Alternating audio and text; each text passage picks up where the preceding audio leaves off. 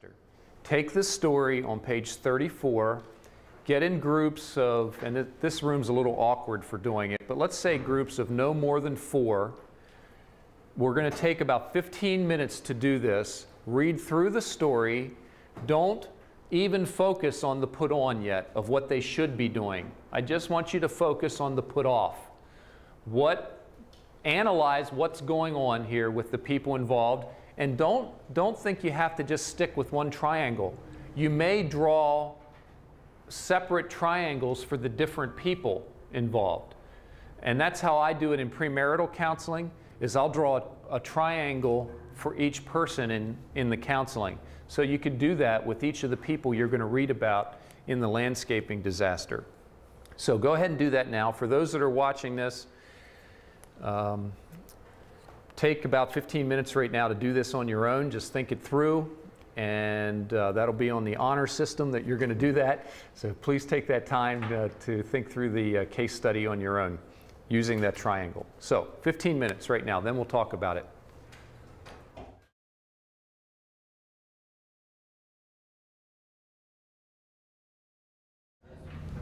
All right, does it make sense why things got so intense given what you saw at this level and this level of their relationship skills and their character traits and the heart issues that you suspect might be going on down here? Does it make sense why people would fight over landscaping?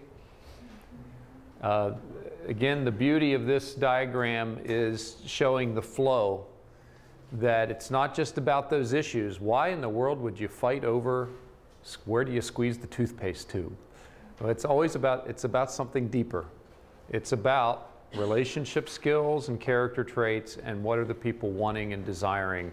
And that's what makes what seems like a simple thing such a big deal.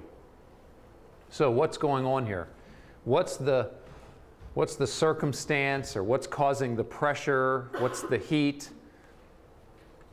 Let me write some of this information down. So what are the complaints about? Put landscaping up here.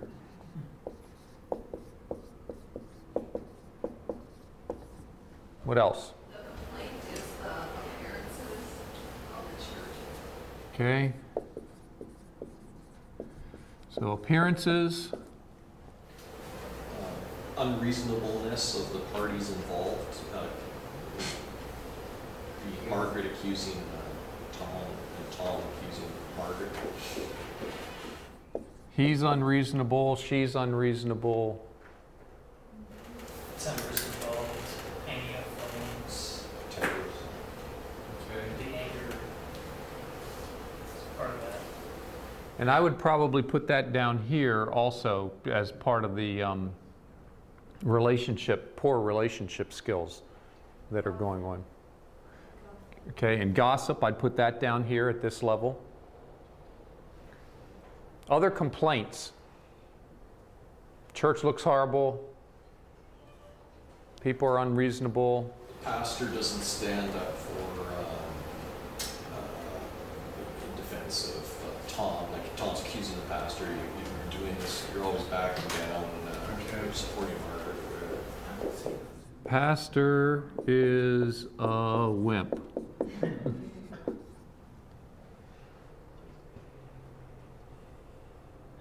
By the way, I know this pastor. This is a real story. Gossip. Okay, and I'm gonna put that down here. And if this, Up top. Everybody, I'll go there too. I got a question. If the landscaping being bad or good, whatever, at church, that really wasn't the problem. It really wasn't. Because that's the normal thing. And the problem was how it was handled. That's right. You know what I'm saying? So the problem didn't really come till the people got involved and reacted wrong. life would be great if it weren't for people. So I don't see why we would say that the landscaping was a problem. Because This? I mean, the problem's the people. That's right. Do you understand what I'm saying? This is just the circumstances that are bringing this stuff out. Okay. It's the heat that reveals what's going on in the inner person. So, and I forget if it was this class or the other class that we talked about the tea bag. Was that here yesterday? This morning. Think of a tea bag that the tea bag has all the flavor in it. What brings out that flavor? It's the heat. And that's what's going on here, is the circumstances are bringing out who these people really are. Human nature is to say, it's not me, it's your fault. It's my environment making me do, and that's what secular psychologies would say too, it's your environment that's making you do it. It's the circumstances you grew up in that are making you do it. The Bible would say, no, that's just the circumstances that are bringing out the real you. You're the tea bag. Pressure of life brings out the real me. So we're trying to define, okay, what are the pressures they're feeling? What's the general data? What are the general circumstances? And we have enough up here. These are the complaints or the pressures that they're feeling. Now, how about, let's put dynamics, relationship skills and dynamics, and character traits. So we'll make two lists here. Character traits. And we ought to put, where would we put gossip? Character trait. It's definitely a character trait. But it could also fit under this category because it's a poor communication skill.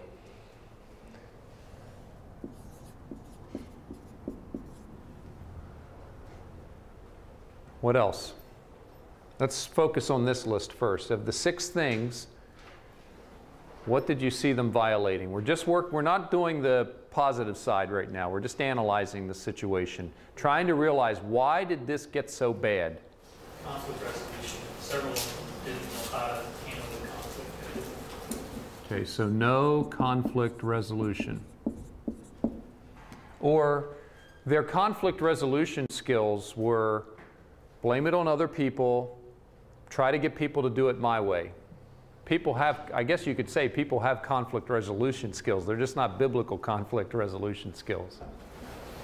That's what I put the gossip up there. I mean, her intention was to get the conflict resolved her way by rallying her troops, by getting other people to come along beside her and say, you're right, he's wrong.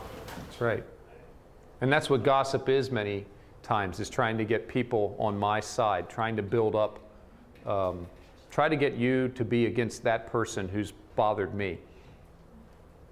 We'll talk about that as we get into the main set of notes. Communication skills. Okay, so poor communication skills. Does it sound like things were clearly defined even by the leadership of the church, of who's going to do this, etc.? So it sounds to me like there's some role confusion. Serving and honoring.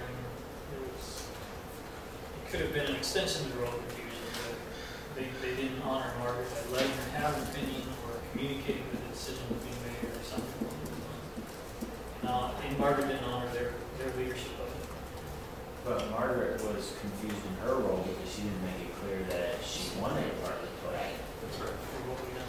And there's also the broader context too, of where Tom's not really respecting and honoring the pastor in his accusations as well.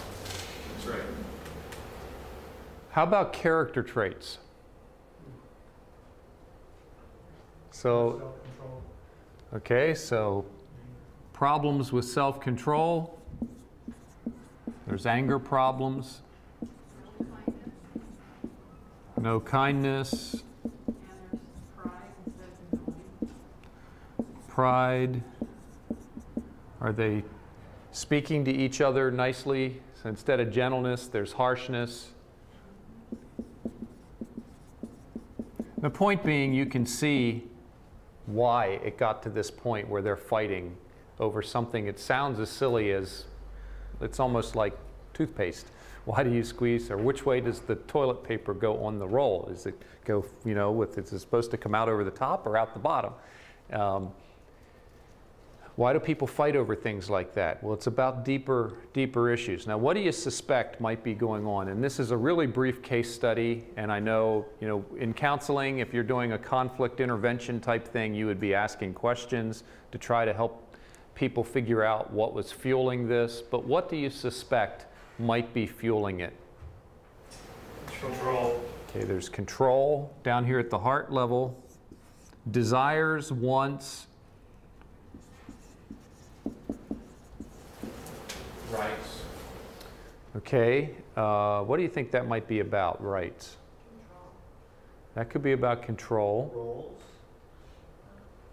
And I could see that as a control type thing. Who has the main job here? Sometimes it's comfort, though. Sometimes it's a matter of, you don't have the right to do that to me. You have the right to evade and liable in that way. Okay. Sometimes. The right to be right. I want to win. Yeah. I could see that as a control type thing. Control people like to win. I'm going to win the argument. And I'm not going to let you leave the room. You want to leave the room, I'm going to follow you out of the room. And we're going to keep talking about this whether you like it or not. There's a worship problem. They're worshiping emotion. Okay. They're worshiping self instead of worshiping God. Okay, so bottom line, as I mentioned before, pride fuels everything. I would see self, that's the bottom line of all of this. Worship, self is fueling it. And just so you know, I don't have a piece of paper where I've taken and analyzed this whole thing and said, I think these are the heart idols. I only have the same information as you, and I haven't quizzed the people, so I don't know all the heart idols that are going on. So this is subjective, what we're doing right now. We're just trying to think through what is really fueling this. But I was hearing, as I read that, I would suspect people-pleasing, or the Bible would call it fear of man, living for living for appearances, and what people think. What people think of me, I'm the one that donated the money. You know, I should be the one who has the say in what gets done with this landscaping because I donated the money. You know, and you've dealt with people like that. You know, I donated whatever pews for the church, and that's about impressing people. That's fear of man type stuff.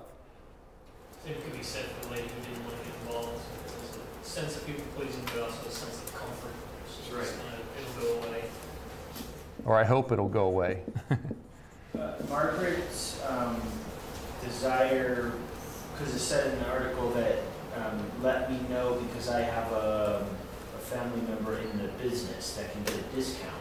So that tells me maybe she has some stewardship ideas of, okay, I don't want to waste this money. I want to be a wise steward of this money. So it might not have been a people-pleasing issue. It might have been a stewardship issue for her.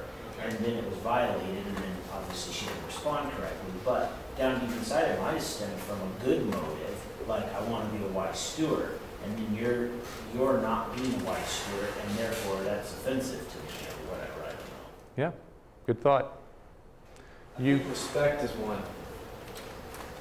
Respect. Where are you? I think they're idolizing respect. You owe me, like Margaret, when he called her, the more you tried to reason with her, the more irritated she became. So Tom's thinking, you owe me, you need to respect me and not become more and more irritated with me. You shouldn't be talking to me this way, so I'm going to get angry and lose my temper with you. Same thing happened with the pastor. I can't believe that you're not listening to me. Why don't you respect what I'm saying and call Margaret? You know, you can take yours and do what you want with it. Bye, and hang it up. You're not giving me the respect that I deserve. I think I deserve. And I could hear that as a control type tendency. Well, we can talk about that later. Anyway, I think it's different things. Anything else you see as desires fueling this? Do you hear comfort in the, I'm going to leave the church? I don't like dealing with this. I don't have to, or it could be control too. The way I'm going to deal with this is I'm leaving. And people leaving churches, many times that's what it's about. I'm making a statement that I'm really in control, you're not in control, or it's, I don't like the conflict, and I'm going to try to avoid conflict as much as possible, so I'm leaving this body that, because it makes me uncomfortable, I'm going to leave this church that is in conflict because I'm uncomfortable. Manipulation, they're trying to manipulate the pastor. So I guess that's control too, but it's they're threatening that they're going to leave. Right, which is a controlling type thing to do. How can I get you to do what I want you to do? It sounds like maybe also some just plain old disobedience and submission issues with the couple towards the pastor of it being a very obvious great issue and being willing to leave the church or not obeying the deacons and the pastors in a situation over landscaping. Good point. What I'd like to do, this was just to give you some practice in using the diagram, and we're going to come back to the landscaping disaster throughout the week, probably tomorrow a little bit more, and work on the put-on side. The more you hear the conflict resolution material, the more we'll be filling in with, okay, what is the right things to do? What should they be doing? And how would you counsel people if you were going to be the conflict coach or mediator and coming in to try to help these people in conflict?